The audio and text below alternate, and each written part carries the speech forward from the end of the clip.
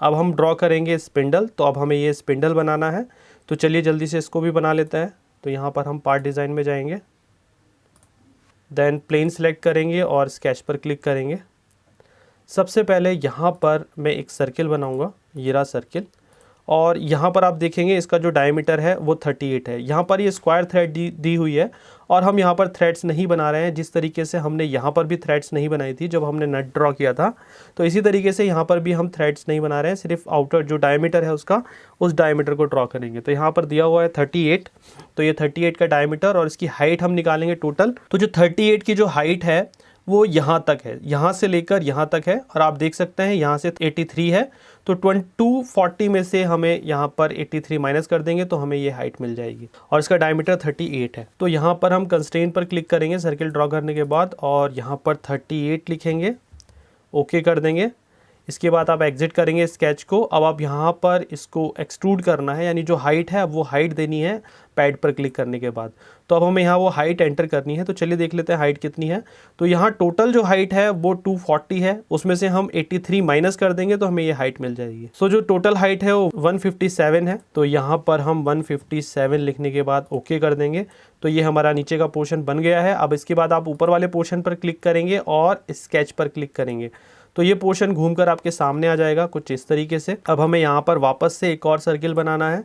तो यहाँ मैं इसके सेंटर से एक सर्किल बना रहा हूँ और इसका जो डायमीटर होगा वो यहाँ आपको दिया हुआ है 65, क्योंकि ये अब हमें ये वाला जो हमने सर्किल बनाया है और इसका डायमीटर 65 है। तो कंस्ट्रेंट पर क्लिक करेंगे, then you enter 65, then okay, then exit पर क्लिक करेंगे और इसको एक्सट्रूड करेंगे। अब देखिएगा एक्सट्रूड हमें कहाँ तक करना है, यहाँ तक, यहाँ से यहाँ तक 83 है, बट ये जो एक्स्ट्रा पोर्शन है यहाँ पर ये छोटा सा, इसकी जो हाइट है वो 12 है। यहाँ पर देखो 12 लिखा हुआ है, तो 83 में से 12 हम यहाँ पर माइनस कर देंगे। So that is 71। तो ये हाइट यहाँ पर 71 निकल कर आएगी यहाँ से यहाँ तक की डिस्टेंस। तो हम यहाँ पर पैड पर क्लिक करेंगे और डिस्टेंस फीड करेंगे 71 और ओके कर देंगे। तो ये हमारा ऊपर वाला पोर्शन भी बन गया है, देखिएगा यहाँ से यहाँ तक। इसके बाद फिर से ऊपर वाली सरफेस पर क्लिक करें और इसके बाद आप स्केच पर क्लिक करेंगे और वापस से इसके सेंटर से एक सर्किल ड्रॉ करेंगे और यहाँ पर हम इसको डायमेंशनिंग देंगे। कितनी डायमेंशन है यहाँ पर देख सकते हैं आप, इसका जो डायमीटर है वो 22 है। तो यहाँ पर हम 22 लिखने के बाद ओके कर देंगे और एग्जिट करेंगे। एग्जिट करने के बाद हम यहाँ से इसको पैड पर क्लिक करेंगे और जो हाइट है इसकी वो यहाँ देख सकते हैं आप 12 है, यानी 12। तो यहाँ पर हम 12 लिखने के बाद ओके कर देंगे और इसके बाद हमारा ये कंपोनेंट बनकर तैयार हो गया है।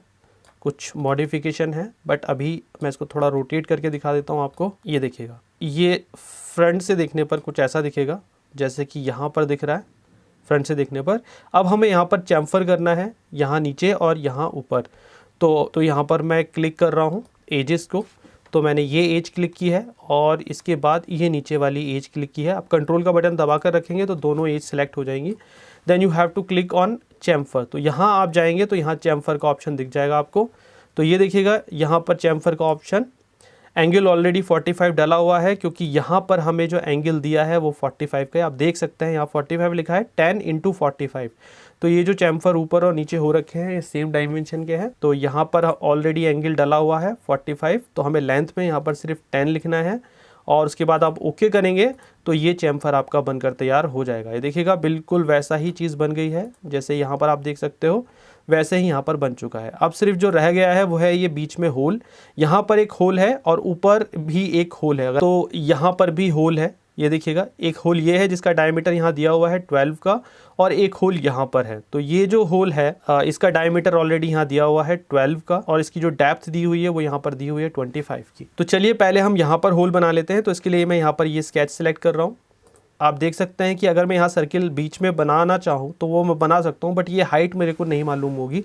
तो इसके लिए हमें यहाँ पर ये जो नीचे वाली एज है ये सिलेक्ट करनी है, उसको हाईलाइट करना है और उसके बाद उससे 35 की हाइट पर ड्रॉ करना है। तो मैं यहाँ पर सबसे पहले और ये एज पर क्लिक करूँगा और इसको यहाँ से हाईलाइट करूँ। तो ये देखिएगा हाईलाइट हो गई है।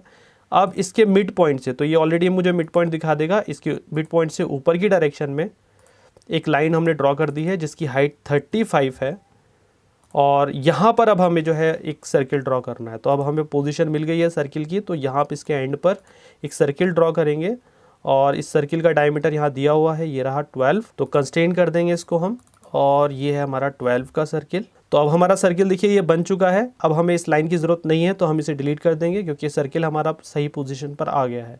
इसके बाद जो हमारी ये येलो लाइन थी इसको भी हम डिलीट कर देंगे, और इसके बाद हम यहाँ से एग्जिट करेंगे स्केच से, और इसके बाद हम यहाँ पर पॉकेट पर क्लिक करेंगे और एक्सटेंशन कर थोड़ा इसकी डिस्टेंस को बढ़ा देंगे और रिवर्स कर देंगे यहाँ पर।